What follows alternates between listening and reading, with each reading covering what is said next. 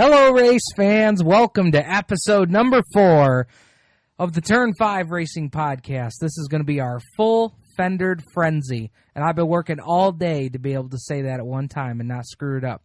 You have been. I've got some emails saying this is what we're doing. Yeah. Oh, it's going to be awesome. It's going to be the full Fender Frenzy. I'm your host, Steve Ovens of the Turn 5 Podcast, alongside our co-host, Clint Miller. Hello. We got Brad Ovens running the switches, and joining us tonight for the full Fender Frenzy, he's going to be here for the show. I love it. Craig Mahrt, driver of the front-wheel drive number 52 over at Black Rock Speedway. Thanks for joining us, Craig. Thank you for having me. All right, man. We are going to get to Craig here in just a little bit. We do want to thank the sponsors that help us bring you the Turn 5 podcast each and every week. We're brought to you by Penn Yan Electronics down on Main Street in beautiful downtown Penn Yan. We want to thank Creekside Entertainment, the official DJ and photo booth of the Turn 5 podcast. And we also want to give a tip of the cap to Race Chaser Online and Speed 77 Radio for being good partners of the Turn 5 podcast. You can catch those guys on Motorsports Madness on Tuesday nights on live stream, and you can also catch the SRI Motorsports Show Thursday nights also on live stream. Tonight on the show, again, full Fender Frenzy. I'm stoked about this run tonight. We got Craig Mahrt joining us in studio to talk about the front-wheel drive class and a recap of his season. And then we've got Mr. Smooth, the 2013 Pure Stock track champion over at Canandaigua Motorsports Park, and I'm excited to talk to Mr. Smooth. We've also got on the show tonight, he's going to help us wrap up the show, is going to be Greg Netherwood, also another Pure Stock competitor over at CMP. Clint, got a big show tonight. Was a pretty big weekend of racing. You had the World Finals. You had the Crate Classic 200, the $5,000 to win Enduro, 5 Mile Point as well. I mean, and it's going to kind of start closing down. We don't have many more races that we can talk about. No, and that's the nice thing about what we're doing with this show is when the race results start running out, we're going to start bringing local guys in here. And just like Craig, maybe not in studio all the time, but all the time on the phone. And we want you people to get to know these guys because they're every Friday night, Saturday night, Sunday night, whichever. Absolutely. And we want you guys to get to know the local stars that drive the cars each and every week at the racetrack. And we hope that that's something we can bring with the Turn 5 podcast. So we're excited. We've got nothing but full fendered guys tonight. And I just had an idea today for another show that we're going to do in a couple weeks. I think we might have to do a ladies' lounge, all-female drivers. So a ladies' lounge. Stay tuned to Turn 5 for that. We may be doing the ladies' lounge. So anyway, when we come back, we're going to get ready to roll right into the results from this weekend. We're still trying to dig up the 5 Mile Point results. There seems to be a little technical difficulty with their website this evening, so we may not be able to get to those. We do know who won the modified race, and we'll talk about that. We're going to talk about Black Rock Speedway, and, of course, we'll talk about the World Finals. So you guys stay tuned. You are listening to Turn 5. Race Chaser Online is your nationwide hub for short track racing news, video, and audio. Visit them at www.racechaseronline.com and catch them on Tuesdays and Thursdays on Speed 77 Radio on livestream. Penn Yan Electronics is your Radio Shack dealer in Penn Yan.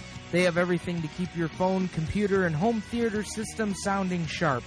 Visit them on Main Street in beautiful downtown Penn Yan, or call them at 315-536-7700 and see our favorite salesman, Clint Miller.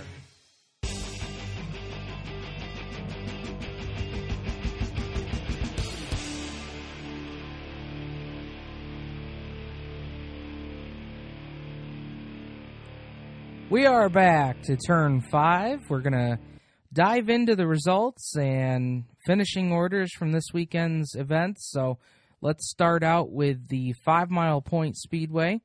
And Clint has the top 7 from the modified feature. Yeah, I think it was a Southern Tier 500, or Southern Tier 100, Southern Tier 100. And, again, we were looking for the full results and couldn't come up with those. But we do have the top 7 from the modified race. This modified race paid $5,555 to the winner. Mm-hmm. And as you said, Clint, lot of local names, big local names that were there. Yep. There was, like Pat Ward didn't go to the World Finals, and just some guys that are a good running top dollar local, and I say local within 3 hours, 4 hours that aren't going to make the trip to Charlotte. Yeah, and from what I hear, it was really good racing. And, of course, everybody knows that they were rained out last week because it was supposed to be an ROC race. Yeah. So they lost out on the likes of Billy Decker, Matt Shepard, Stuart Friesen, all these other guys that, were committed to Charlotte. And that race got postponed till next April. They're going to finish the ROC tour. But coming away with the Southern Tier 100 win was Mike Mahaney. He's been around a while. He's raced at Dundee Speedway. And again, another Southern Tier guy. Mike Rickey was second, Pat Ward third, Rusty Smith fourth, Dominic Buffalino fifth, Jeff Hetzler sixth, and Bobby Varon, who I'm a little surprised he didn't go down south. Yeah, that was kind of surprising, and I think, and I'm not positive, but I think Mike Mahaney is Jim's son. Right, Jim Mahaney. You're absolutely been around, right. But the Mahaney name been around for a long time, and I'm sure Craig has seen a few races with Jim Mahaney. Strong competitor for sure. Yeah, and you're right. And I was thinking, I knew it was Jim Mahaney, and I was thinking that I just saw 5 Mile Point posted a bunch of pictures before Saturday's race of prior winners and who's going to win this year, and sure. Jim Mahaney had won the race. I think it was 1991 or 92. Wow. And I totally here messed we up are. on that one. 20 plus years later, and his son picks up the win. It's back in the family. That's back in the family for sure. All right, let's roll over to the Black Rock Speedway. No pun intended. We want to keep it on all fours here on Turn 5. Over to Black Rock Speedway, they had their inaugural Crate Classic Sportsman 200, and that was just fun. I love the idea. Love the concept. And they had a field in the 20s show up. I think there's 25, 26 cars that came over for the Crate Classic. And that's not bad, seeing how it's November 9th. Absolutely. I mean, and a lot of guys, and not even all competitors that had to run Black Rock. There were some Canandaigua guys that come over. I know Bub Burnell was there with his 57B. And there was a guy also from Connecticut that was the first entry for the 200, putting his entry in over the summertime. So there was a guy that came out from Connecticut for the race. But anyway, let's get down into the time trials for the Crate Classic 200. And should we be surprised, Clint, coming away with the quick time was Brady Fultz in the Troyer Race Car 70? No, I'm not surprised at all. If there's somebody in the Sportsman Classic that can wheel it around the high side, I'm pretty sure he's the guy. And then you look over the list of the top 7 guys, and actually if you look at the top 6 guys, all of the top 6 guys were leaders of the 200 by the time it was all said and done. So Brady Fultz was quick time, Dave Marchicelli was second. Chris Doherty time trialed third. Billy Van Pelt, Billy the Kid, driving one of Ray Smith's Sportsmen, I believe. Yep, yeah, in a backup 12 car, was qualified fourth. Rocky Warner, who is an exciting guy to watch at Syracuse and really anywhere he goes, came in at fifth, and then the eventual winner of the event, Ray Bliss, qualified sixth. Zeke the Streak. And we want to give a little tip of the cap to Bubbles. Bub Burnell qualified 7th quick Saturday over at Black Rock. Had a little trouble in the feature, but had a nice qualifying effort. All right, now let's get up to the heat winners. Heat winners were Marchicelli, Fultz, Warner, and Doherty. The Consi went to a go-kart product, Rob Humphreys. We used to race with Rob. He took the Constellation. And then you look at some of the cars that didn't qualify, and there's some pretty heavy hitters there that didn't make the show. I mean, you look at a James Henry, Rich Swartout. and Brett Bono. Yeah, I heard Brett was either leading or running second in the Consi and got caught up in an accident or somebody else is doing. Got I'm caught not up sure. in some kind of jingle. Yeah, yep. Yeah.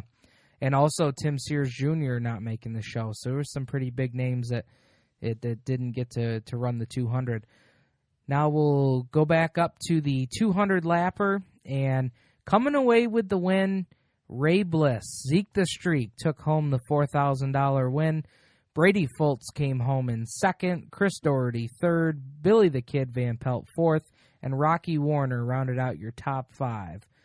6 through 10 in the 200 were Dave Marchicelli, who was leading the race and probably thought that he had the thing won, had a problem late in the going, and wasn't able to pull down the win, but he did make a nice recovery for sixth. Rob Humphreys came home seventh after winning the consolation. Yep. Ed Dockenhausen, we're going to say, came home eighth. Donnie Lawson ninth, and Ronnie Davis the third came home and rounded out the top 10. Lap leaders was Du Bois, Doherty, Warner, Van Pelt, Warner again, Marchicelli, and then Ray Bliss led from lap 178 to lap 200. So, what a great deal. 200 laps for a sportsman race. Absolutely. That's awesome for those guys. And I want to give a tip of the cap to Dean and the staff. They did the 100 laps, and they did a halftime break. When they first announced the event, I thought, wow, how exciting is this going to be? They're going to do pit stops in the infield. You know, it's going to be like an Eastern States or a Syracuse right here at home. And I thought, man, that's really going to be exciting. And then when they decided to do the halfway break, I said, you know what? I heard an interview that Dean did, and he said, out of the thought of safety, we're going to do a halftime break, bring them in the pits, let them do what they want to do, and as long as you're back out by that 15-minute mark, when everybody's lined up, then we're going to go back racing. And, you know, I think that was a great move on their part, erring on the side of safety, because BlackRock's not set up to do live pit stops. It's not, you know, anything of that sort. So. Right. And I like the idea of the 15-minute rule, because like when the Empire 100 first came out, you stopped on the backstretch and you got to put fuel in the car, but if you put a wrench to it, you had to go to the rear. If you had a tire going down, you had to go to the rear. I like the fact that they let the guys come in the pits, make changes on the cars, do whatever they want to, because you know what? In the grand scheme of things, that can make for a better race in the last 100 laps. Sure. You know, it's just, you get these guys, you know, not professionals, but they're good at what they do. Give Billy Van Pelt 15 minutes to try to fix his car. You know, if he's running 9th or 10th at the 100-lap break, and you get to see him come forward, it's worth the money. And from your perspective over in the pit area, Craig, how was the race for the 200? It's impressive. It really is. I mean, the guys do an awesome job in there. They watch them cars every lap. They almost know what's got to be done when it comes in. Yeah. Well, that's exciting, and I certainly hope that that's something that they carry on into next year. Let's turn our attention over to the World Finals, and I think... Let's do the 4 cylinders. Oh, jeez. We're at BlackRock. Come on, goodness, I'm sorry. I'm trying to get ahead of myself here. The big one, 4-cylinder Enduro, 100-lap race, and we've got the second place finisher here with us in studio tonight. But taking the win in the 100 was Justin Steigerwalt. He took home the $5,000 prize. Coming home in second, product out of Penn Yan, New York, Craig Mahrt. Richie Sharpstein took home third after Tech. I understand there was an issue in Tech afterwards. Richie originally finished fourth, but that bumped him up to third. Phil Levering came home fourth. Chris Willis rounded out the top 5. Mike Wall, Brandon Vline, Joe Boylan, Nate Freeland, and Jason Smart rounded out the top 10. And with the big one, 100 Enduro, 50 laps. And I understand, Craig, they did 50 laps on the track as it was from the 200, the Sportsman 200. They did. They watered it just a little bit to and then in the halftime compensate break for it. Okay. And the first 50 laps was fast. That's what I heard. I heard the cars were quick and, a little bit of excitement coming off of the fourth turn involving your 52. Yeah, kind of caught another car in the right rear and flipped him. So nobody got hurt, thank God. That is good, and that is good to hear. Then they go over to the second 50 laps to complete the 100. They put some more water down, and you said it took you about 40 laps of the remaining 50 to get to where you were making ground. It was at least 40. I think they put half a Seneca Lake on there. All right. Well, we are going to talk more about that in our next segment with Craig, and we appreciate the color commentary here for that. They also had a novice sportsman race, and coming home with the win in that feature was Colin Brown. That was a 25-lapper. Those are the results from Black Rock Speedway. Again, we're going to talk to Craig more about his run over there on Saturday in our next segment. And the World Finals down in Charlotte at the dirt track at Charlotte Motor Speedway. As far as the championships go, I think they kind of played out the way we all figured they would. I mean, Brett Hearn and Josh Richards had pretty much locked things up before they got there. And I'll tell you, I was so mixed up over the weekend. I had to straighten you out. I didn't know which way was right and which way was left. I spent the weekend in Boston, and I was trying to tune in via Twitter, Facebook, internet. And I'm going to tell you right now, if they put it on Facebook, it don't mean it's true. Because, boy, I was all twisted up. Anyway, coming home on night one of the night two of the World Finals, the feature win for the sprint cars was Paul McMahon, and that garnered him a $12,000 win. Jason Sides came home second. Third place was Donnie Schatz. Didn't have enough to bring home the championship, but he worked real hard at it, though. He did. It was a strong third place for Donnie. Craig Kinzer, son of the King, came home fourth. Fifth, rounding out the top five, was Steve Kinzer. 6 through 10 was David Gravel, and that's a name you're going to want to remember for years to come. He'd been driving the 6 car most of the year. He stepped back into his own equipment for the World Finals. Yep. The crowd pleaser, Craig Delansky, in his last race in the Big Game Tree Stand 7, came home in position number 7. Logan, now help me with this last name. Schuchart. Okay. Yep. Logan Schuchart came home in 8th. 9th was the wild child, Jack Haudenschild, and rounding out the top 10 was Brian Brown. And coming home 12th in that race and securing the points championship was Darren Pittman. By 14 points? I didn't even look that up because every number I looked up was wrong this weekend. I think it was 14. I was looking yesterday because I was curious because I saw that Donnie had finished third. Yeah. And I didn't see Pittman's name in the top 10, so I wondered how close it was. And I was looking, and I was looking at the stats. They raced 60 features this year, roughly, give or take some. Sure. Donnie Schatz, 23 feature wins, Pittman 8. Donnie Schatz had 2 or 3 more top 5s. Sure. And Donnie Schatz had 48 top 10s to Pittman's 45. Yeah. And Pittman wins the title. Yeah. So, I mean, it just goes to show you that, if you're not in the top 10, if you're finishing races, checkers or wreckers. And those bonus points, qualifying, time trials, that was huge. Pittman had 17 quick times to Donnie Schatz's 3. Yeah. It was huge. It was absolutely huge. So with that finish, I think all Pittman needed was a 15th. He gets a 12th. He comes home with the championship, and that's great to see for Darren Pittman. And Casey Kane Racing. His first year with Casey Kane Racing. That's awesome. Now on to the World of Outlaw late models, and I believe this was the finish from night number 2. And coming home and taking the championship in style, Josh Richards. He'll be your first 3-time World of Outlaws late models champion. And, again, did it in style. Led all 50 laps. Coming home in second was Scrub, Rick Eckert.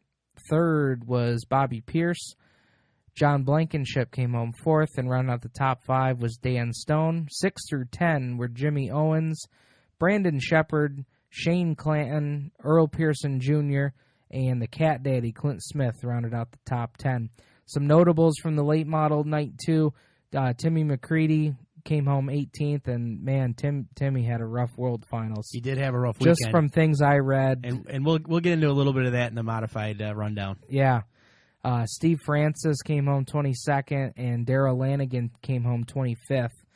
And looking over some other things here, what we'll have to look up is the final point standing, because I know Lanigan and Shane Clanton was... It was, yeah, I know Richards won by about 130. Yep. And then I think it was within 30 points between second and third. It was real close. Yeah, because they were real close going into it. I think there was only about a 4-point spread going into that race, but we'll look that stat up. Moving over to the Super Dirt Car Modifieds, and taking home the win on night 1 was Brett Hearn, which he already had the championship locked up. So he goes on the World Finals just going for trophies. That's all he was down there for. Next up, you had night number 2, and taking the lead as they were coming to the white flag, or with 2 laps to go, was Stuart Friesen. And as I recall reading, Friesen with an outside move around Hearn to get the win. So Stuart from Niagara on the Lake Ontario took home the win. Brett the Jet came home second. Jimmy Phelps in the 98H came home third. Ryan Godown with a great run in 4th place. He's somebody that you'll hear from. Local Southern Tier guy. Yeah, and a guy who every year at Syracuse finds his way in the top 5. Fuel mileage guy there at Syracuse. He came home 4th. DH, Dwayne Howard, came home 5th. And then 6 through 10 was Gary Tompkins, Dale Plank, Matt Billings, who had a pretty good offseason if you look at what he did at Syracuse, and then pulling down 2 top 10s down there at Charlotte. The Franklin Flyer, Billy Decker, came home 9th, and rounding out the top 10 was Super Matt Shepard. And I gotta say, for a guy that was going down to win some races, I thought I would see Matt a little bit higher in the running, but you know, he had a good night, a good run the first night. I listened to the first night on dirtvision.com. Yep. And the first night he had a really good run. He got to Hearn, couldn't pass him. Yeah. And then Friesen, I think, snuck around him for second, I think, on Friday. But yeah, Saturday he was pretty much a non-factor. So the dirt track at Charlotte is just one of those places that he's got to get himself a win at, but comes home second in the series points. Looking at the B mains from night number 2, and you had Peter Britton, Billy Decker, Billy Dunn, and Tim Fuller all had to come out of the B mains. Dunn had to take a provisional. Oh, I see what we got, the color scheme there. Okay, I got. So Dunn and Fuller. Okay. And to make note, a real quick note, B main number 1, Matt DiLorenzo finished 4th. The significance with that is he's hanging up his helmet. He's gonna be his new not owner but the promoter at Fonda. Yep. And they've already tore down the inside turn 1 wall. But I gotta believe that race car is probably gonna sit in his shop, and I don't think it's gonna get many cobwebs on it. Absolutely. Another guy that had a pretty good run down at Charlotte is the doctor, Danny Johnson, who was running a Mike Payne Racing chassis with, I believe the first night was a Randy Chrysler engine, and then they had to switch over to a Mike Payne Racing engine for night 2 because they had motor issues. Yeah, he ran, I think that he ran Chrysler's car. Didn't he know it wasn't Chrysler? He was Dale Plank's teammate. Yeah, the second night. It was a Mike Payne 7. Yeah, him and Friday night, him and Tim McCready had a little. Yes, they did. I mean, I've watched Tim the last 2 or 3 years pretty close, because he's local. I was a big Barefoot Bob fan, and I've never seen Timmy lose his temper. But I guess Danny spun him around on Friday night, and Timmy waited for him. Yeah. And I guess he hit Danny so hard that it bent the rear bumper almost to the ground. Yeah. Under caution, and then they told Timmy to go to the pits, and they sent Dan to the rear. Yep. But well, I depending, and of course it's always going to be different depending on what page you read in or who the fans are writing it. But I think it was just one of them deals where they had some contact. Danny came back and said, "You know what you can do, I can do better." Timmy goes for a loop, and then Timmy says, "All right, what you can do, I can do 3 times as better," under the yellow flag. So, but you know what? I think you need to see a little bit of that just to know that these guys are out there. They're passionate about what they do. They believe in what they do. So that was the World Finals. And, of course, Brett Hearn come home with the Super Dirt Car Series Championship. And we did get to take a look here at the World of Outlaw Late Models Points Championship, and it looks like Lanigan did 2 points. Did get Clanton by 2 points. So it was Friday night's results along that helped Lanigan get that second spot by 2 points. So that's the World of Outlaws World Finals down there at Charlotte, and you'll see that coming up in a few weeks on CBS Sports Network. Look up that in your local listings. December 15th. I might be coming here to watch it because DirecTV doesn't. The package that I have doesn't carry it. Man, we got it, man. We record it every Sunday here at Casa de Pork Chop. So we are going to roll out a segment 2 here, and when we come back, we're going to talk to the guy that's in studio with us, the driver of the number 52, Craig Mahrt. You're listening to Turn 5. Creekside Entertainment is the official DJ and photo booth of the Turn 5 Racing Podcast. They have the most up-to-date karaoke to make your bar or party a great event. They also have the wedding DJs that will make your wedding reception one that the family will remember forever. Contact them online at www.creeksideentertainmentdj.com or call Stu at 315-481-9700.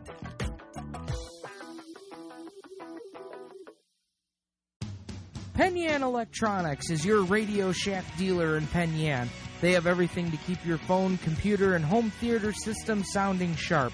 Visit them on Main Street in beautiful downtown Penn Yan, or call them at 315-536-7700 and see our favorite salesman, Clint Miller. You're listening to the Turn 5 Racing Podcast, your home for news, results, discussion, and driver interviews.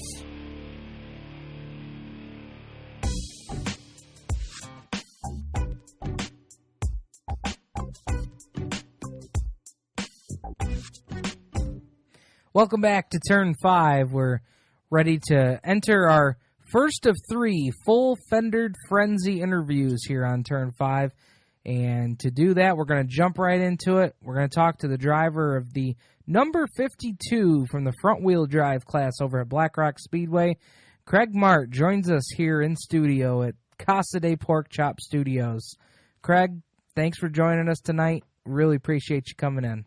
Thank you for having me.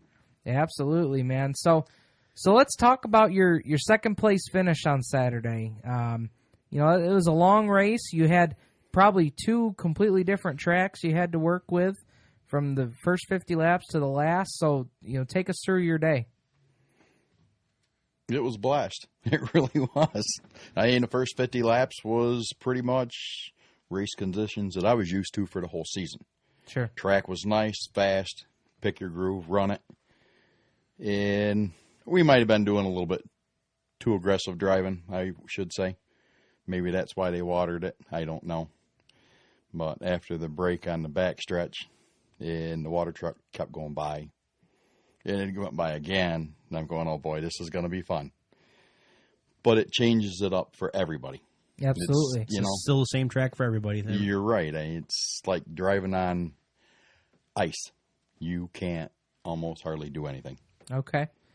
And when you saw that, from the driver's seat, what are you thinking that you're going to have to do differently to get yourself around? I mean, yes, it's an enduro race, but you had to have known where the leader was, what the situation was. Actually, you don't know where the leader is. Okay. You know, at least I didn't. And then when they drop the green, the only thing in your mind is, if you take your car out of the race, you're done. Yeah. You can't hit nothing. You know, you obviously don't want to get spun out. Yeah. So at that point, you just want to keep the car going, don't hit anything else, and let the finish shake out where it does. Pretty much. Did you have any idea at the halfway break where you were running? I had no clue. Where'd you start? I started 15th. And out of how many that started, do you know how many started? I think they had 48. Okay. So, yeah, at the halfway point. Now, in that first 50 laps, was there a lot of attrition? Oh, yeah. Right off the first 50? Oh, yeah. Yep. Okay. I mean, I think there was a couple times we were 3 and maybe even 4 cars wide. Okay. Maybe even 5 at some point in time. Sure. So as a driver, you just know that you're passing a lot of cars. I mean, because you run into, with 48 cars, you run into traffic fast. You're in traffic all day. So, yeah, so you really can't get your bearings of who was in front of you. You just got to keep driving and pass as many cars as you can, and then hope that your number's on top at the end of 100 laps. Exactly. I mean, the only thing that you kind of do get used to is certain colors. You know, you go buy a black car or a blue car, or this one's got a funny stripe down the side, and say, okay, I've gone by him twice. Yeah. You know, but you really don't. There's no radio communication with no one. It's illegal to have a two-way radio in there for you, so you really don't have any clue. And it's really tough because these are cars that you haven't seen all year long. None. These guys are coming out of the woodworks for this 5,000 to win, so you don't know. Have no clue. Right. Now, as the race got, the second 50 laps, as the race wore down to the end, did you have any indication? I mean, was your number up on the lap board or anything of that sort to give you an indication that, hey, I'm running second, we're getting down toward the end? I had no clue where I sat. There was so much mud. My tear-offs were gone. I had my shield up. My glasses were packed, so my glasses were off. So when I got into turn 1 to look at the tower, I couldn't. It was just red. You were just worried. You were just worried about hitting your spot on the track. I think the last 3 laps, maybe, I had a rear-wheel drive car in front of me, and you held your hand up to catch the mud, and you were driving looking through your fingers. So, I mean, it's crazy. Yeah. It's an experience everybody should do. We need more cars. Yeah. I mean, we're just sitting here bench racing saying, you know what? We're getting some crazy ideas. Getting a front-wheel drive 4-cylinder may not be a half-bad idea. Yeah. Well, we'll leave the bench racing for another day. Well, it was a great second-place finish for you. You've got to be thrilled with that. Had a lot of fun. I really did. And I know that you had a car there that you don't normally run. I know you posted, you said, well, we're loading up the Ford, which is something that I don't say too much. So. No, nope. Not a big Ford fan, but the car was cheap. We put a roll cage in it, and it doesn't want to quit. Yeah. It runs good over there. Well, there you go. Craig could be the next promoter for Ford. You know, Ford, drive one. He drove one to a second-place finish. So, yes, all right. But on the same token, it was just hand way away of $5,000 too, and I couldn't get there. Now, I might have needed some of that GM power. Now you talk about that. I mean, that's gotta. I mean, in all seriousness, though, you came home second, took home $300. Yep. Which, hey, that ain't a bad day either. Not a bad day. But at all. when, like you just said, when you were in a hands reach of 5,000 at all since Saturday, has that crossed your mind and been like, God, you know? What could I have done different? I mean, have you? I couldn't push the gas pedal any further because I think I dented the floor doing that. You know, we gave it all I had. There you go. All I had. All right. Well, let's talk about your racing career. You were telling us some stories earlier about how you got into racing, but you know, who got you into racing? What got the racing into your blood? I had crewed for a bunch of guys. Clint's dad, Quinn Sutherland, Cam. I mean, a bunch of guys. And I never had the money for it. And I ended up running in demo cars for years. Yeah. Almost 20 years. Mm-hmm. Remember that. Yep. And that got to where you were putting way more money in the cars and time for 15 minutes of fun. Yeah. Started the Enduros, the V8 Enduros over to Penn Yan. In 2003, I actually had finished second place over there in their V8 Enduro. Controversy, rather not, I actually won it, but we won't go there. And I was conducted and stopped by Andy Crawl and Steve Brace over in the pits while I was loading my car up. And Steve kind of says, I think you won that, but it is what it is. And Andy looked at me, he says, listen, he says, I got a street stock. I need somebody to drive it, help me put it through for the winter. So we put the car together for the winter and run the street stock for the season of 2004. Mm-hmm. I remember that. Yeah. It was a lot of fun. It was a lot of fun. Now I know you said that period of time in your racing career was probably some of the most fun you've had. Oh, definitely. I mean, the families and the people that you meet in this racing community is beyond what anybody can even imagine. It really is. Yeah. I think we preach that about every week. We do. And the thing is a couple weeks ago, I go over to Black Rock for Empire 100 weekend. I'm walking through the pit area. I ain't even been in the pits 3 minutes, and I come across this guy. I come across Craig, and Craig's a guy that I've been seeing at the racetrack forever, since that year 04, and seeing him at Penny and the Enduros. And that is, the family of racing and the community is something that you just don't see in other sports, or, we're a little partial to. But so you get out of the street stock, said, we're not going to do that anymore. Actually, I got out of running the street stock after I had a lower back injury. Okay. I ended up blowing out 3 discs in my lower back, work related. Yeah. And when you go through that a year and a half, almost recovery and 37 surgeries later with laser and killing nerves in the back, you can walk and continue to work. And, yeah, it's scary. But 10 years later, I still had the itch, always had the itch. I used to go to Black Rock, couldn't even hardly walk at times. I'd meet Clint at the trailer, and he'd say, here, bud, have a seat, Yeah. Mm-hmm. I can remember you walking through the pits, and, you're what used to be a full step was a half step at the time. And, you had talked about you had problems with diabetes, I believe, as well. Yep. Recently, within the last 3 or 4 years, right? 3 years ago, I was diagnosed with that. And 4 years ago, I had a stent put in my heart. Old horses don't know enough to die, I guess. So. Now, with your back injury, this was something we just talked about before we went on air, was to talk about the fact that in your front-wheel drive car, you actually have a modified racing seat. Yes. And tell us a little bit about that. Just by having the modified seat in there, the way the front support is for your front legs and the 20-degree layback, and I actually laid it back probably almost even 35, maybe 40 degrees. Bringing your legs up that way actually rotates the lower hips, and it keeps a lot of downforce pressure right off the spine. And so for your racing seat, for when you're out there in that front-wheel drive car, that's probably more comfortable driving than you getting to the track in the transporter. Oh, yeah, definitely. I feel like I'm sitting in my recliner in my race car. So even with a car like a front-wheel drive car, the things that you can do for number one, safety and comfort is something that I think in a show coming up that we'll discuss. I think it's incredible that you can do that, and the fact that you can do that allows you to race again. Exactly. Yep. Yep. Yeah, and be comfortable doing it. I think that's awesome. So let's talk. Because nobody wants to get out of the car after running 15 or 20 laps and be bent over walking to the trailer because your back hurts so stinking bad. Absolutely. So you get something that's going to make you comfortable. Go with it. Absolutely. First couple nights was pretty scary. It really was. I didn't know how I was going to react. I really didn't. But went through the whole season. It was all right. So.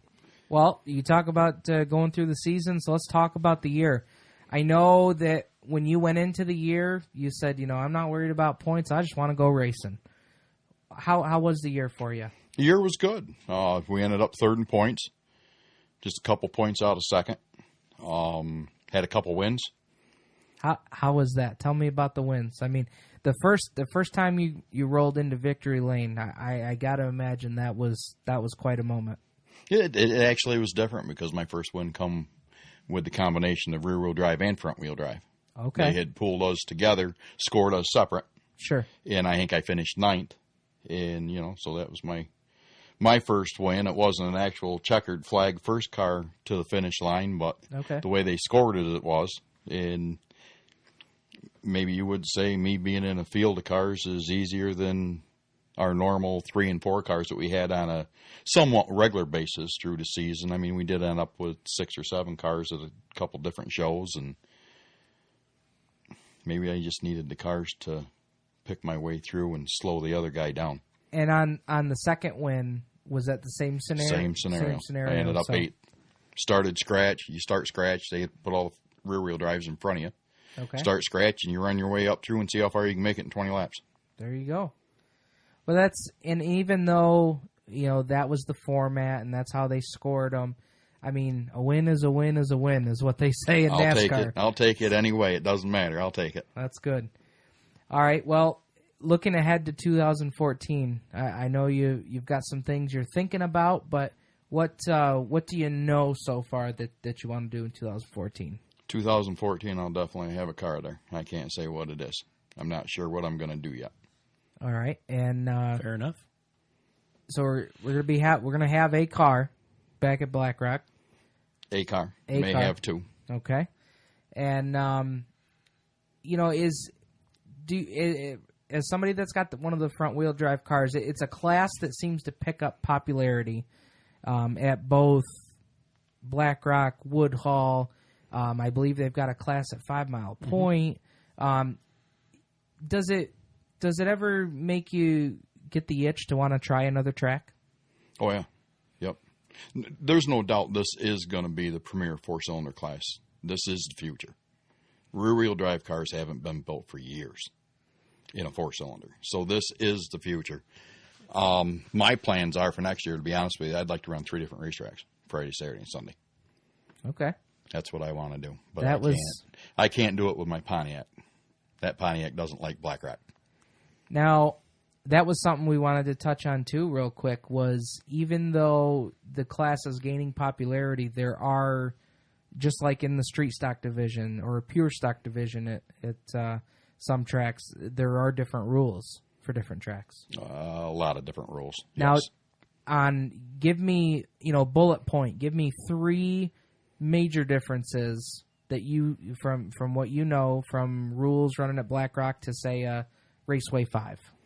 Difference between Black Rock rules are 100% stock car. Computer, no cams, no intakes, no headers, no nothing. To a full-blown intake, header, locker differential, cams, whatever you want from a Raceway 5 car. Are the major differences in the motor? I mean, there's not much you can do with the chassis. Is there other than the differential locker? Locker's the biggest thing. You go from a single tire drive to 2. It's a big significant amount of traction right there. Engine wise, if they can't find it, you can run it. Black Rock specifically, you cannot change nothing. Same amount of springs, all 4 corners, same size springs. Got to run same size 15-inch wheel. Can run tire stagger, stuff like that to offset a little bit. Now, your biggest obstacle running at Black Rock Speedway, what was the hardest thing for you to do to get your car around the corner? Around the corner? To really go through the corner, whichever. Well, through the corner, I really didn't have a lot of trouble. My biggest problem I have with my car is up straightaway. It's on the rev limiter. It's 68 to 7,200 RPMs, halfway up straightaway. Mm-hmm. Can't get the right gears. Right, and we've talked about that Can't before. change gears in the cars. You have to run stock gears. So then you look for different ear trannies that are geared a little bit different, but then you got to shy away from the rules because the car's a 98, and 98 didn't offer that set of gears. And, so, I mean, it's hard for the tech guys. It's hard for us. I'm not gonna win a race by cheating. I'm going to make it work the best that I can. And that's the biggest problem I got with my Pontiac, with the transmission that's in that. So I think that's going to turn into a Canandaigua car if they have front-wheel drive races over there. I can run third gear in that car over there and be done. Yeah. Well, and that's interesting because, those are differences that I wasn't aware of, and it would be nice, again, like all these other classes, where if everybody could just get on the same page with the rules, you could go run Friday, Saturday, Sunday in one car. I think if Canandaigua, Weedsport, Dundee, Woodhull, a handful of these local Finger Lakes tracks would actually sit down and think about it just a little bit. They're hurting for car count. Let's even up the rules to each racetrack, the same set of rules, to where if you've got a handful of guys like me that come Friday, Saturday, and Sunday, let's go do some racing. You can go to 2-3 different racetracks, have fun. But what fun is it when you get there and you're so far outclassed that you can't even make it halfway through the field? Yeah, now we've said that the last 10 or 15 years. We've always wanted, it was more Dundee and Woodhull to get them on the same page, because Woodhull cars, for the most part, it's changed over the years where Woodhull street stocks are more competitive with the Black Rock cars. Mm-hmm. But for a Black Rock car to go to Woodhull, there's a handful, 3 or 4. Jared Hill, with Dylan Cece, that combination, they'll always go to Woodhull and they'll run good. Jeremy Petrobowski ran both tracks all year. Yeah. So there is a handful that does run good, but you don't see a lot of Woodhull 4-cylinders coming to Black Rock Speedway. Yeah. So And just from my personal experience, back in the 99, 2000, up to 03, there was a lot of back and forth, specifically with the 4-cylinders. You had the Mills crew, which right. Yep. had, the Millses, I'm thinking Ray Heyer, Ray Spiker, the Pavoskis. That was really the heyday of the rear wheel drive 4-cylinders. And you just don't see that anymore. But you don't see a lot of them, and I've never really been involved with a lot of the 4-cylinder rear-wheel drive. But them Mustangs got to be awful hard to find after a while. Oh, it's definitely getting there. Let me tell you, it was hard to find them back in... look at the Brace boys. Always ran, Sean, Terry Cornish, they ran Toyota Celicas. Yeah. And I loved you had a little bit of diversity, and they were both fast. Yep. And then the Toyota was gone in a heartbeat. Yep. So, the Mustangs going around that route. Yeah, and you could never run a Chevy because the motor was too big right off the get-go. Yeah. They wouldn't even let you think about running it. Well, I don't know. The first car I ever had was a Chevy Mustang. It was a Ford Mustang, but we had it painted up like Earnhardt, so we threw a Chevy on it with a little sticker that says, "Shh, it thinks it's a Chevy." There you go. But, all right, Craig, well, thank you so much for joining us in the studio tonight. You can stay as long as you want to for the rest of the show. But before we end the segment, I want to give you a chance to thank your crew and the sponsors that help you get to the track every Friday night. I've got an awesome crew, supportive family, and basically it's Steven, Neil, Jeannie, me at the racetrack, the wife's the support at the shop. She brings the coffee, whatever other liquids we may need to make it through the night. And the comedy. That's absolutely, for sure. Absolutely. She's a supporter 100%. So it's small operation. It really is, but we have fun. And I know that on the side of the car you got a shop that. Oh yeah, Marc's garage. That's small operation too. It's just me, 4 bays, but I like it. And where can folks find you? 248 Westlake Road, Penn Yan, New York. All right. Now, I got a little story. Now, it'll be real quick. A couple weeks ago, I had a belt go on my truck, and I was scrambling. I couldn't drive my truck the way it was, so I called Craig. I'm like, Craig, man, you got a tire? I'm dying here. I got kids I got to run around. I go down there. He goes up in his shed, finds one, throws it on. Says, have a nice day. I'm like, you just don't get that, because when I met Craig, it was at a racetrack. Absolutely. And that's what family does. There you go. That's what family does. It's no big deal. And if you're in need, you're in the Penn Yan area, the Dundee area, it doesn't matter where. Look Craig up down there on Westlake Road, and he's one of the finer guys around that still has that local independent shop. So look up Craig there on Westlake Road in Penn Yan. We're going to head off to break, and when we come back, we're going to bring in Mr. Smooth, the 2013 Pure Stock champ at CMP. Come on back to Turn 5.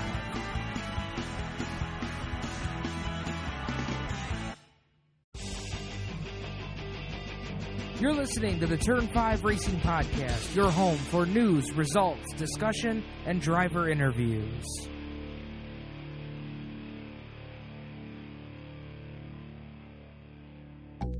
Race Chaser Online is your nationwide hub for short track racing news, video, and audio.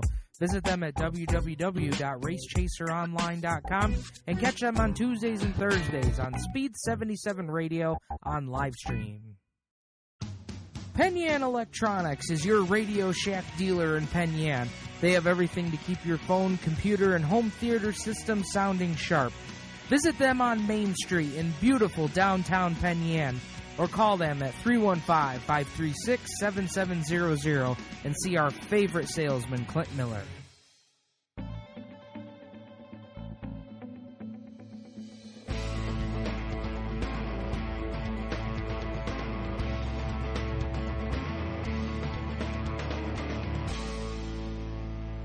Welcome back, race fans, to the Turn 5 Racing Podcast. We're getting ready to head over to the Turn 5 hotline and bring in our second guest of the night, driver of the 57 Pure Stock over at Canandaigua Motorsports Park, Greg Netherwood. Greg, how you doing tonight, man? I am doing wonderful. Yourself? We are doing quite well. We want to thank you for joining us on tonight's full Fender Frenzy, and we want to get a chance to introduce you to our race fans and some fans that maybe didn't get a chance to meet you over at Canandaigua. And so let's start right off and talk about, you know, what got you involved into racing. And I know that you're into a couple different brands of racing. Yeah, actually, I was about 11 years old, and my best friend at the time, his uncle was Bobby Perro, the ESS driver, and his shop was around the corner from my house. And never really been to a race, never even really seen a race car. Went over there and sat in a sprint car, and man, I was hooked after that. And basically been a lifelong dream of mine until I finally was able to buy a car a couple of years ago, and been at it ever since. And what drew you over to run at Canandaigua? I always lived in that area, and once Paradise closed for the big cars in the 90s, I kind of migrated over to Canandaigua. So it's more or less my home track, and you know it's only about 30 minutes from my shop, so it's hard to really turn it down. So. And you know, with the Pure Stock race car, is that something that you've wanted to stick with, or how did you get into the Pure Stock division? Well, probably about 2001, when I was really getting into racing a lot more than I was as a kid, and I was really starting to pay attention to the drivers and the cars. I really was driven to the Pure Stock, and watching at that time was a street stock class. For everything seemed like there's a lot better racing. It just sounded cool. I know it sounds kind of weird, but I've always liked the sound of a Pure Stock and a street stock more than I like the sound of a modified. It's a very distinct sound to me, and I've always been driven to it. And they always usually produce really good races wherever you go. The modified sometimes can get strung out. Usually I have one or two guys up front, and they're lapping half the field. But in the Pure Stocks, typically you'll have 3, 4, or 5 guys right up there at the end. And you know, I wanted to be a part of it. So I went out, found the car, and here I am. Yeah, I didn't get the pleasure of going to Canandaigua much this year, but I would always try to catch some of Bob Miller's videos, and I've been a full Fender guy ever since I got into racing, being a part of it. The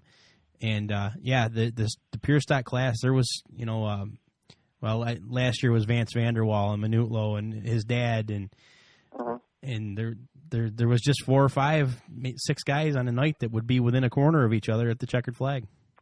And plus, we're all, I say we as like everybody in the class, we're all very respectful of each other. We're all friendly. We all help each other. You know, most of us fit together.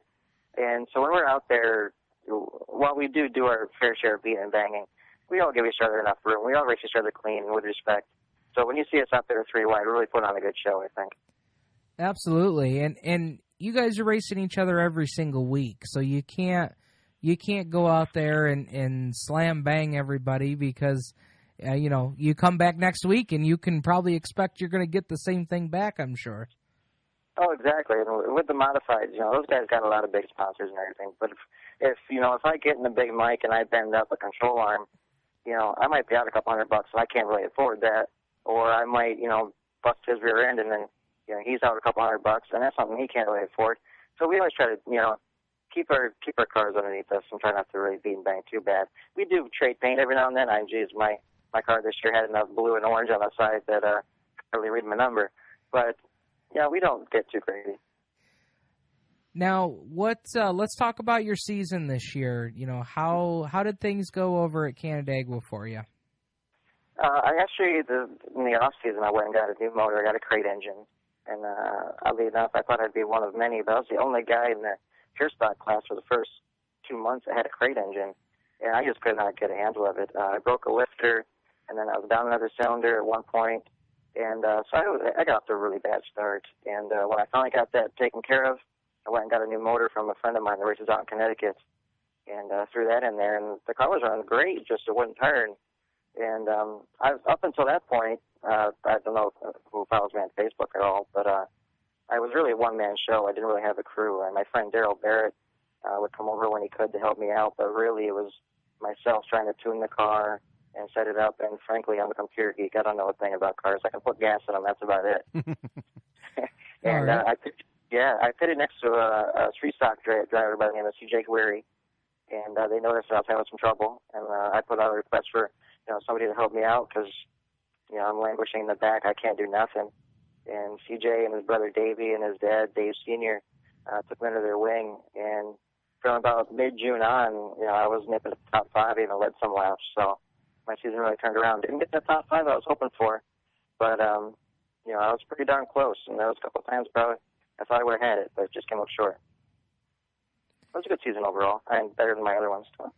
Yeah, and that was going to be my next question was, what kind of, either going into last year or looking ahead to next year, what for a guy like yourself that's running the pure stocks against those guys over there, what is your expectation? What's your goal? Well, I tell you, when I got into the class a couple of years ago, I'll admit it, I was naive, and in a way I still am. I got into it thinking, I'll buy a car, I'll hop in, and next thing you know, I'm going to go out there and I'm going to start winning races. And I quickly found out that even now, with the help of guys who have been in the sport for 15, 20 years, even now I'm still struggling. And it's really tough for those guys like Big Mike, Eric Chapman, Marc Minutolo, even Van coming back. Those guys have been doing it for so long, and their cars are so good that it is going to be really, really tough to get up there and get some W's next year. I wouldn't put it out of the realm to get maybe a heat or two. Definitely want to be a top 5 car. I got the top 5 motor. I got a brand new car for next year. So I think I'll be able to get some top 5s out of it. But beating those guys is going to be awfully tough. And looking forward to your plans for 2014, I know you said you just got a new car. Is that, starting from scratch, or did we pick up a car that formerly ran there? Actually, well, I'll give you a little bit of background real quick. I don't want to take up too much of your time, but the car actually I ran the last 2 years was actually a 78 Malibu, and it was actually built in the early 90s by Dale Darling. I'm sure many of your listeners we know Dale Darling. Oh, yeah. He ran it at Paradise and won a lot of races in it. Unfortunately, I just couldn't get a handle of it, so I actually went out and bought a car that was driven by a gentleman who raced in the Southern Tier. I don't want to give up the name because everybody knows him. I don't want to know what I got, so I got to be nice, got to be in a down low. Oh, that's just wrong. That's all just right. wrong. All right. He's keeping it on the DL. Exactly. I don't want those guys to know what I got. You know what I'm talking about? But, yeah, it's a very good car. It only ran 3 or 4 times, and it did make an appearance at Canandaigua. He has some engine and transmission trouble, so didn't actually get a lot of, upfront time. But it is a very well-built car with my motor in it, I think, with some nice tuning by the Guerri boys and myself. We're going to be a top 5 car. Well, that's great. We look forward to seeing you compete with the mystery car out there. Mystery machine. But, looking forward to 2014, what would you tell fans that are like, okay, I've seen Canandaigua all over Facebook, all over social media, from the driver, from the horse's mouth. Why should fans come out and support CMP? Jeremy Corcoran is an amazing promoter. He knows how to make fans happy, and he knows how to make a raceable surface. you can go out there any given night, you're going to see, especially in the pure stock, street stocks, I mean, all the way up the ladder, 2 or 3 wide racing in the corners, and the track is just perfect. And you're never going to find better racing in this area at all. I mean, Jeremy really does a fantastic job, and you can't really go wrong spending $12, $15 on a Saturday night watching, 38 go down on the left, Yeah. Well, the last couple of years, I've tried to make as many trips over to Canandaigua as I could. I did a few races for Race Chaser over there, and that's exactly it. I mean, the track was just that's what some of the drivers that you talk to will tell you is they really like the surface that they're running on. And I got to ask you, it's got to be real tricky being a pure stock guy running on a little bit shorter tires to race on that dry, slick surface that you guys get toward the end of the night.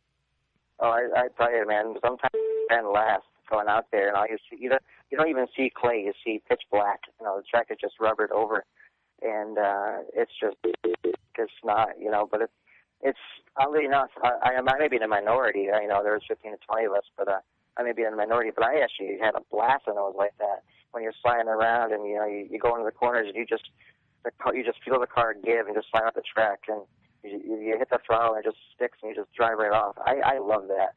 So the slicker the better to me. Brings a little bit of driver back into the equation. Exactly, the heavy track. My best race of the season was on a heavy track. We actually were pulling onto the track just as the rain came. They pulled us off real quick, and after we packed it again, we went back out and we had the tackiest track we raced on all year. It was the only time all year I actually used a tear off. And I actually led some laps, and I know that's how crazy slick it is. I never wore tear offs the last half of the year, but it was funny. We went out there and we had a pack of 7 or 8 cars, and nobody could separate because it was so tacky. Everybody had grip. Everybody was fast. Yeah. So the dry slick, it separates the drivers from the boys. Well, Greg, we appreciate your time tonight and being a part of the full Fender Frenzy. We want to give you a chance to give a tip of the cap to the people, the sponsors that get you out to the racetrack at CMP. Oh, definitely. My first thanks is to my friend Daryl Barrett. He's the one who has really helped me get to the track every week for the last couple of years. This year, I definitely picked up some help with Guerry Service and CJ and Dave Guerry. They definitely helped me out. And my longtime sponsor, Mag Attack Taxidermy out of Penn Yan. He does some fantastic work. So if any hunters out there looking for a nice mount or anything like that, just now's hold me. I'll hook it up. Now's the time to plug that service. That's right. Exactly. He's cheap. He's fantastic. I assure you. So. All right, great. Well, thank you a lot. Thanks a lot, Greg. We appreciate you coming on tonight, and we will definitely see you over there at Canandaigua in 2014. I look forward to it. Thanks for having me. All right. Thanks, Greg. That is Greg Netherwood, pure stock competitor over at Canandaigua Motorsports Park. You can see him over there in the 57 car. And when we come back to Turn 5, we're going to wrap up the show with Mr. Smooth. Marc Minutolo will be here on Turn 5.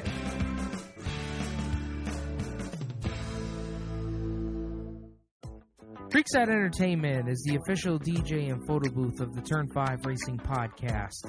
They have the most up-to-date karaoke to make your bar or party a great event. They also have the wedding DJs that will make your wedding reception one that the family will remember forever.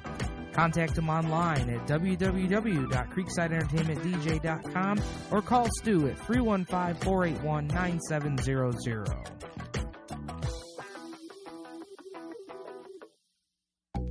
Race Chaser Online is your nationwide hub for short track racing news, video, and audio. Visit them at www.racechaseronline.com and catch them on Tuesdays and Thursdays on Speed 77 Radio on livestream. Penn Yan Electronics is your Radio Shack dealer in Penn Yan. They have everything to keep your phone, computer, and home theater system sounding sharp. Visit them on Main Street in beautiful downtown Penn Yan, or call them at 315-536-7700 and see our favorite salesman, Clint Miller.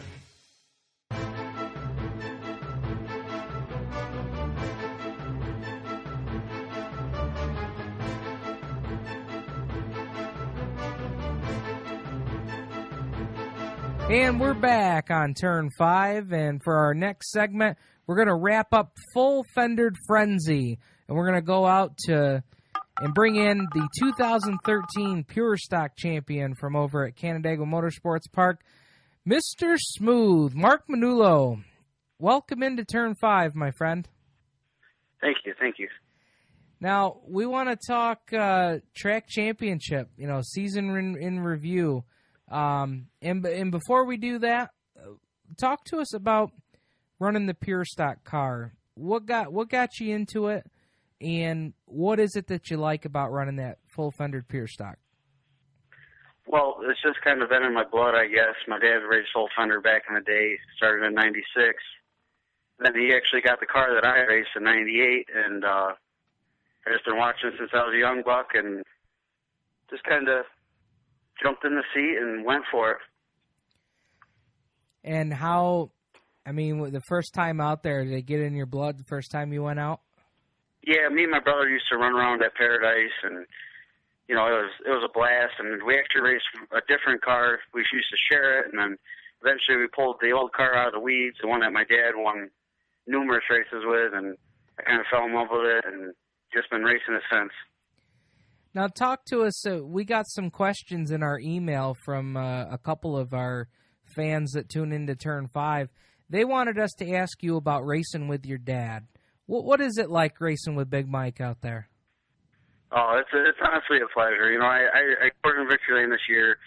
We already have a great group of guys that have been doing it a long time. And then just to be out there with him, too, it's my dad and it's all fun, but man, he's got a lot of experience in that car, too, so it can be tough. And, he's not real critical on me because, sometimes I get the best from him on the track, but it's all a good time. He's always, just trying to push me to do better, but in a lenient way, and I think I credit a lot of my success to him, just the help and how he kind of, wasn't real tough on me as far as, like, if I do bad, just saying, oh, you screwed up, and, he wouldn't be like that. He'd more say it in a positive way, maybe what he would have done in the situation. And, we're both different drivers, and we both have different styles, but, the advice always helps with an experienced driver like that right by your side the whole step of the way, Did you ever trade any of that white paint with your dad? Oh, yeah, I got a video on YouTube. It was a night that I just got my car back. I had raced Rod Comfort's car for a couple weeks, and that was honestly, it was an honor. I actually raced it on Rod Jr.'s birthday, and I'm very, very happy that Rod let me do that, and it really was an honor. And he actually kept me in the points. So the week I got my car back, I was running second to him, and I know I always say this to all the drivers, but I thought I was there, and he came down a little bit, so I gave him a little fender. Well, and if you were in there and he didn't know it, I'm sure after the fender he knew you were there. Oh, he thought he blew a tire, but, that's a good. I let him think that for about 2 minutes, then I had to tell him. What is it that you guys love about racing over there at Canandaigua? It seems like the more drivers I talk to in the full fendered classes over there, in the last couple of years, they just love running that track. Yeah, it's just, honestly, after racing, Ranceville has a great program.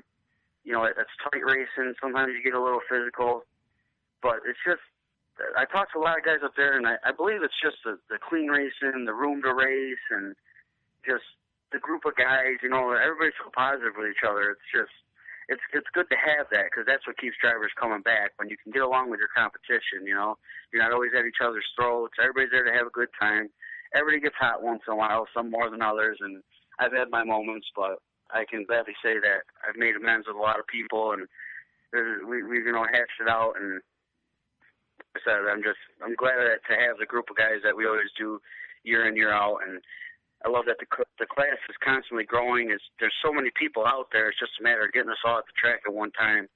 And I feel it's a great call by Jeremy to keep us, because I feel like this year is going to be another good year. It's kind of nice, too, when you guys happen to be running on a night that Ransomville has off or Ransomville rains out, because then you get, I think there was one time there was 20 or 25 cars or more there the one night. Yeah, and I talked to him a few times. I talked to a few guys up there on multiple occasions. And the biggest thing is, and I can't really blame Jeremy because, when you only have 12 cars, you're only going to get 12 laps, But a lot of guys want to come down and run more than 12 laps because they're driving for 2.5 hours. But the thing is, in order to do that, you got to guarantee you're going to be there. If we have 20, if we have 20 cars, who knows? Maybe we could get 20 laps. Maybe we could get a little bigger person. I know it's not all about the money racing in full Fender class, so the laps alone, I believe, would do it. You know. And I understand that because, say for instance, you get 22 cars. Maybe you got yourself. You have trouble in your heat. You have to start last, 22nd. 12 laps is not a lot to get up to the front. Oh, no. You run out of time real fast. And you don't think about it sitting in the stands, but when you're in that car, it just goes by fast. And you talk about, the pure stocks coming back to Canandaigua for 2014. What if you could have 30 seconds of airtime to say, these are the bullet point reasons, 1, 2, 3, why if you have a pure stock, you should come to Canandaigua. What would those 3 things be? The clean racing for sure. Like I said, great group of guys. Second, the program. The program's just great. I mean, you never know what track you're going to get because you could run second or you could run last. And I used to hate it, but I love it just because it throws such a curveball at the drivers. You know what I mean? It gives you more experience at more of a different condition of track, and it definitely pushes you to do better.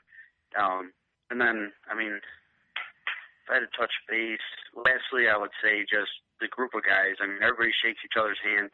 Like I said, not always, you have your hot moments, but for the most part, we're a tight-knit group, and we're the last of a dying breed, so that's definitely a plus. And, talk about the transformation of Canandaigua, formerly Canandaigua Speedway, now Canandaigua Motorsports Park. From a driver's perspective, what has it been like to be a part of that transformation over there? Yeah, I was kind of part of it in the beginning. I mean, I didn't race a few years, obviously, because I was too young.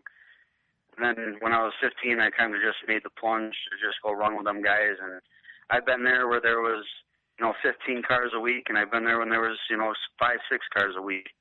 And like I said, now it's a growing class, and it's really good to see that after seeing numbers struggle so bad. And, 12 cars might not seem like a lot, but trust me, when you're out there racing with only 6, it's a hell of a difference, Definitely. Looking over your season, you win the track championship. Let's go back to some of the wins you had. Was there a win of yours this year that was your favorite?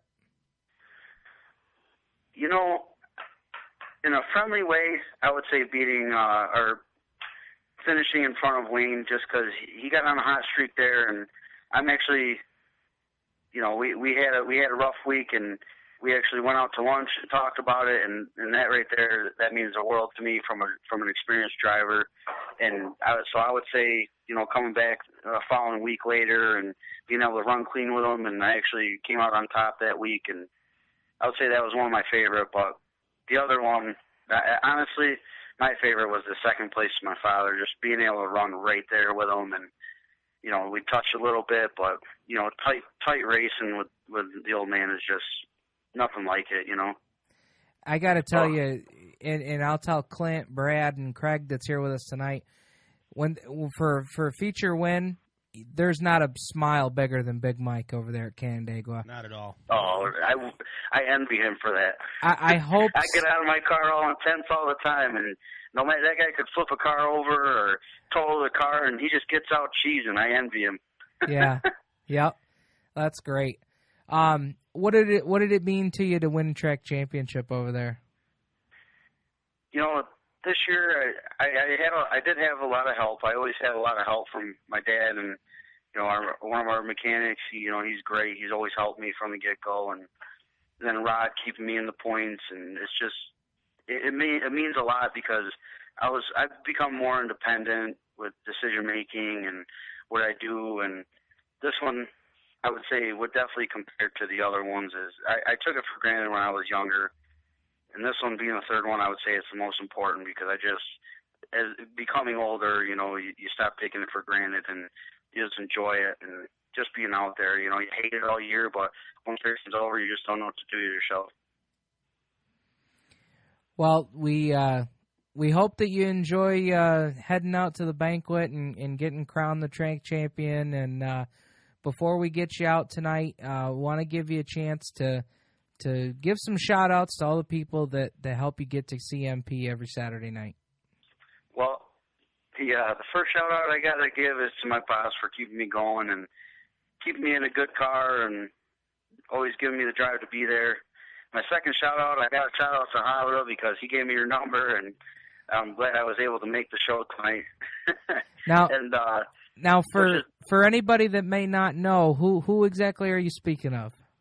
Rick Havila Prairie, quote unquote. Rick Havila Prairie. There you go. Havila.com. That's right. Live it, love it, share it. There you go, brother. But no, I definitely got to thank Butch's Body Shop. Champion Power Equipment stepped up this year, and they hooked us up and helped us out a lot. And I appreciate that greatly because it's hard to get sponsors. You guys for having me on. I don't think I already said Butch's, but I'll thank Butch again. Radiator Center, Chivo's Rears and Gears for sure. When my car was out of commission, he fixed everything up good for me, and I pulled out a couple wins thanks to him. The car was mint after he got my rear end back. And then also I got to thank the Bowens boys for helping me mount that body up. It lasted me 2 years. Unfortunately, I got to replace some panels this year. And I'm sure I'm forgetting somebody. That's why I'm kind of stuttering here, but somebody will kick me eventually. All right. Well, Marc, I really appreciate you coming on tonight and sharing your season and your wins and racing with Dad and everything. And certainly we'll try and catch up with you before 2014 kicks off and see how the plans are coming with your 25. Yes, sir. Then one last thing, I definitely got to thank the listeners and the fans because without them, what is a driver, Hey, we hear that. We're right there with you. Without the fans, we wouldn't have a reason to do Turn 5 or you guys go to the racetrack. So that's well said. But absolutely, I really appreciate you guys having me on. All right, Marc, thank you very much, guys. That's Mr. Smooth. He was a pure stock track champion over at Canandaigua, and I got to tell you, Clint, just a really nice kid that I've gotten to know probably more over the last year than in previous years. And him and his dad both. You see him at the racetrack. Just look at if you're friends with them on Facebook. Look at some of their pictures. There's not many pictures that you're going to find of those guys where they're not smiling or carrying on or having a good time. Well, that's awesome. That's the way it's supposed to be. So, all right, when we come back on Turn 5, we're going to wrap up the show with some predictions.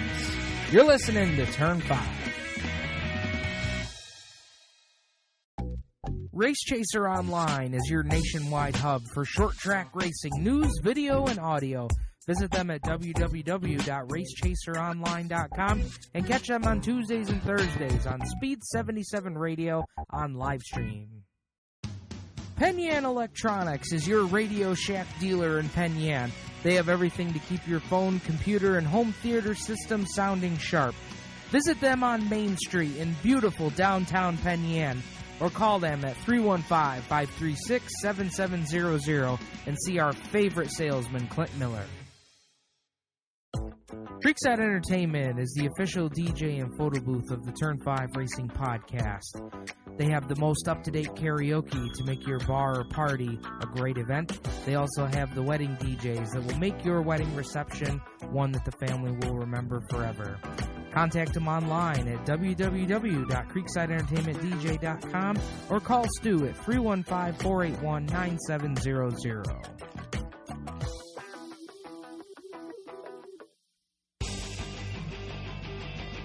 You're listening to the Turn 5 Racing Podcast, your home for news, results, discussion, and driver interviews.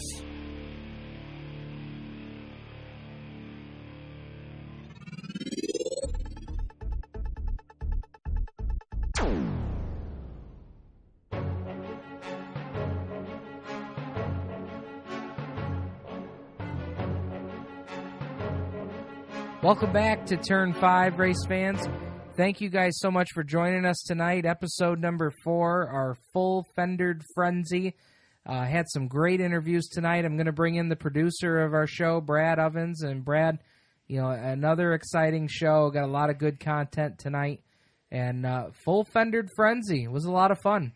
It was a lot of fun. We learned a lot of new things. It's racing season just ended, 2-3 weeks ago, and we've already got the guys. No, I'm not telling you what I got. I got a special car from it's a Southern Tier car. It hasn't seen much of Canandaigua, but, it's already starting, and, we all say it's a big family, but obviously if I've got a secret over you, I'm going to keep that secret over you until the last week of racing. Yeah, and Craig, over the years, I got to ask you, your driver's perspective. Has there always been that gamesmanship around the sport? Oh, yeah. You never let out everything. All right. Well, to wrap up our show tonight, we're going to do something a little fun. We're gonna do some predictions. We usually don't do that, but Brad and Clint and I decided that we want to, with the race season coming to a close, we don't have any race results to talk about. So we're going to talk about Sprint Cup nationwide and the Truck Series real quick. Clint gave us his predictions as to who's going to pull down the Sprint Cup championship.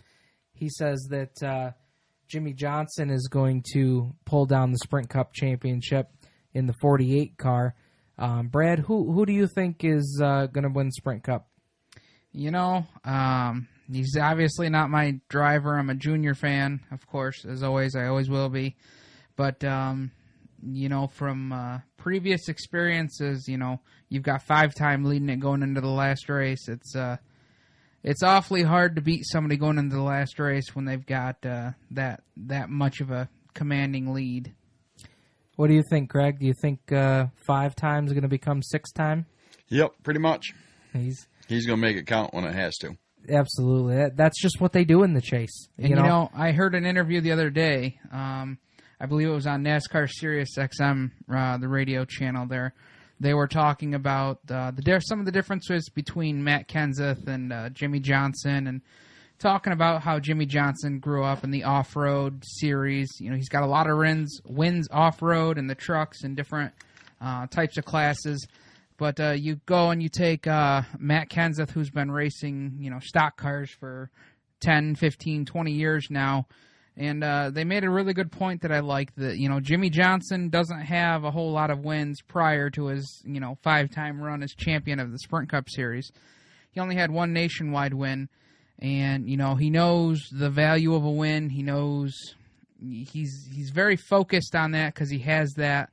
He ran nationwide for how long, and he only had one win. So he's not to say he's hungrier than Matt for a win, but he knows what it's like going without a win in a series. So whereas Matt obviously has the championship and nationwide, and he's got a lot of wins in the car. So they were comparing the fact that Jimmy is more focused on what he has to do, or, focused on, let's add that extra pound in the spring and the right front, doing things like that to get the car where it needs to be. Whereas Matt is more of a give me a car. All right, I'm going to take what I got and race, the living daylights out of it until there's nothing left to it.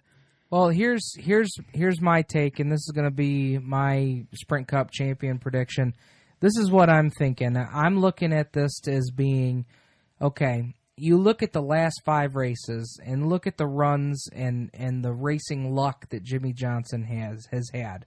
Now, granted, when he almost got spun out twice yesterday, he could have lost that car, but his driving ability helped him gather that car back up. But there's a little bit of racing luck involved in that, too. You look at Matt Kenseth's pit stop that was a disaster. 4-tire stop in 25 seconds. That's 2 pit stops put together these days. I look at Kenseth as saying, you know what? I think the bad luck is behind them. They're going to have a strong car. And I just feel like Jimmy Johnson has used up his racing luck in 2013. I just feel like something's going to happen. Last year it was a lug nut, and after that it was a broken rear end. He can't have that this week. granted, he's got a 28-point lead, I believe it is, going into this week. They can't have anything like that. He can have a mediocre finish, but he can't have a loose lug nut that puts him a lap down or any of those types of situations. So, being with that said, and I'm probably more for playing devil's advocate, I just think something's going to happen, and I think Matt Kenseth is going to bring home the Sprint Cup championship. Now, let's move over to the Nationwide Series, and you've got Austin Dillon and Sam Hornish Jr. locked in a very competitive nationwide title battle, and Austin has an 8-point lead headed into Saturday night's running at Ford Championship weekend at Miami Homestead. It's going to come down to this last race, and all that matters right now is your performance in one race. And I think over the last couple weeks, the Austin Dillon team has shown that they have what it takes to bring home the championship. But for one race, I don't think you can count Sam Hornish out. For one race, and to say, okay, you need to go out, and if you lead a lap, you'll need to beat this guy by 8 positions. I just don't think you can count Sam Hornish out. I've heard people already saying, oh, Austin Dillon's got it won. He's got it won. Nobody's going to beat the 3. Well, I would caution anybody who rushes to say that they think Austin Dillon's, he's got it in the bag. What do you think, Brad? I'm reminded of the 2011 Sprint Cup Series race at the Miami Homestead Speedway. Carl Edwards went into that having the Sprint Cup points lead, and Tony Stewart went in and drove that Cup car like it was running a late model at the Eldora Speedway. Made some 4-wide moves, made some moves in an asphalt car that asphalt cars aren't made to do. So I think anything is possible. I think Sam Hornish is going to have to, really step up to the plate, and it's decision time. We can either finish, go for a safe run, finish second in points, look good for the sponsors, or we're going to throw all of our beans in the hat and we're going to throw it into turn 1 and we're going to make some dicey moves and, be the guy that takes the big risk to, try and get the big reward. And Clint gave us his prediction. He thinks that Austin Dillon is going to bring home the championship. And I'll turn to Craig again. And Craig, what do you think about Nationwide? Do you think Austin Dillon has what it takes, or do you think Sam Hornish could come back? I wouldn't count Sam Hornish out, but I think Dillon's got the complete team. I really do. They've certainly shown it in the last couple weeks. Yep. That's for sure. Last couple weeks, things have been going pretty smooth. He's pretty confident, and it's awful hard to beat somebody that's confident behind that wheel. Absolutely. You got it. All right, over to the Truck Series, and their championship is pretty much already been decided. Matt Crafton only needs to start the race in order to bring home the championship there. But still should be a pretty good race. As far as predicting the winner of the race, I'm going to go out and take a guy that has had some pretty decent runs this year, but he's only got the one win, but I really feel that win is going to help him really break out and come into his own. And I'm going to take Bubba Wallace in the Toyota 54, driving for Kyle Busch Motorsports. He brought home a win at Martinsville, got the first win since who knows when for an African-American driver. I just think Bubba Wallace, after he gets that first win, he's got another one coming before the year's out. What do you think, Brad? I wouldn't agree with that prediction. As much as it pains me to make this prediction, I think I'm actually going to, assuming he's running the race, which with all 3 series being at the track, I'm assuming he will. Again, it pains me as much as anybody to say it, but I'm actually going to have to put my cards with Kyle Busch. Craig immediately shaking your head. I would never do that, Brad. Never. What do you think about the Truck Series in Miami, Craig? To be honest with you, I don't watch Truck Series. Okay. It doesn't interest me for some reason. It just... Fair enough. Pick my time cautiously. Anybody but Kyle Busch. Anybody. There you Kyle go. Busch. All right, well, there's some quick NASCAR predictions we'll wrap up the show with. Hey, fans, don't forget Sunday night, 9 to 11 on the CBS Sports Network, coverage of the Night 2 of the National Open at Williams Grove Speedway. You get a chance to see a guy close out his career with a big win at the National Open. That's 9 p.m. to 11 p.m. on CBS Sports Network. Check your local listings for that. For Clint Miller, Brad Ovens producing for us, Craig Mahrt in studio, thank you so much for coming out. We're definitely going to have you back again. Thank you. And also for Mr. Smooth, Marc Minutolo, and Greg Netherwood, I'm the host of Turn 5. This is Steve Ovens, and we're saying, race fans, remember, check it before you wreck it.